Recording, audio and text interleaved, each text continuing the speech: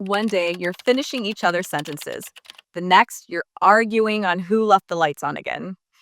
Why does love start so perfect only to become so complicated? The truth is that marriage isn't just a straight line.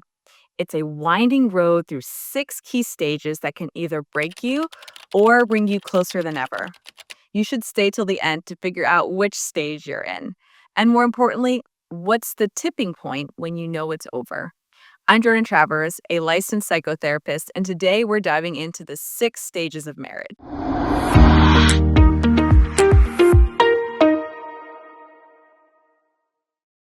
Stage one, the loving relationship, or the everything feels perfect stage. This is where love feels effortless. You're both obsessed with each other. It's all about making each other happy without even trying. Every text makes you smile, every plan excites you. The belief, we complete each other. Research shows that the honeymoon phase typically lasts between 6 months to 2 years, depending on the individual and the relational dynamics. In this stage, marriage feels like a safe space where needs are met, love is reciprocated, and you're building a deep understanding of one another. It's the ideal version of love before reality kicks in. Stage two, the honeymoon is over, or what I like to call the wait, what stage.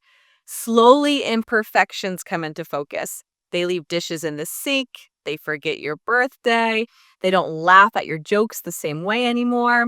Disappointment slowly seeps into the spaces left vacant on the couch, filling the distance between you two. The love that once felt effortless now feels strained. You might start thinking, why can't things be like when we first met? Partners begin to oscillate between being critical and feeling hurt when the relationship no longer matches the perfect image they once had. Stage three, getting even, aka the you're not who I married stage. This stage, it's a power struggle. Arguments turn into battlegrounds over control, money, time, and intimacy. You stop arguing to solve problems. Now you're arguing to win. Disappointment turns into resentment, and resentment into anger. Retaliatory behaviors start to emerge. Some partners might even go as far as having an affair, not out of passion, but as a way to hurt the other person. Stage four, hanging in, or the we're still here, but barely. At this point, fights may slow down not because things are getting better, but because you're both emotionally worn out. You shift focus to the kids, work, or even hobbies, anything but the relationship. The belief, we're still together, but is this what I signed up for? While romantic love may have faded, commitment to the marriage remains. Couples in this stage often work together on shared goals like raising kids or advancing careers, but the emotional connection just isn't what it once was. Stage five, doing your own thing, or the I'll just make myself happy. This stage feels like freedom and loneliness. You realize your partner can't meet all your needs, so you stop expecting them to. You become more independent, and this is where people start rediscovering themselves, picking up old hobbies, focusing on personal growth, but it can also highlight how far apart the couple has drifted. And finally, the tipping point, where you either accept or let go. Stage six, growing up, or the this is real love or is it stage. If couples make it here, it's the breakthrough or it's the end of the road. This stage forces a choice. You realize love isn't about perfection or someone completing you. It's about choosing each other every day, imperfections included. But here's the tipping point. You either accept your partner for who they truly are, or you realize that the version of love you once held on to no longer exists.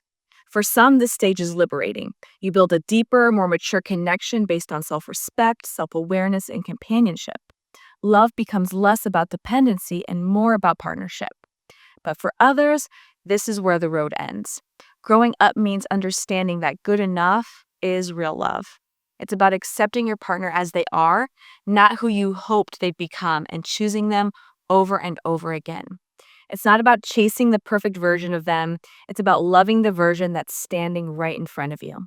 Because sometimes love isn't about finding the right person. It's about seeing your person right. So the question remains, can you love them for who they are right now? Or are you still holding out for who you wanted them to be? If this hits close to home, don't just sit with it. Tap that like button, hit subscribe, and share this with someone who needs to hear it. Because chances are someone you know is wondering the same thing.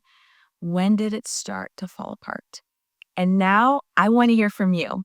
When did you know for sure, and where did that lead you? Drop your thoughts in the comments. I do read every single one. I'm Jordan Travers, Clinical Director of Awake Therapy, and I'll see you in the next one.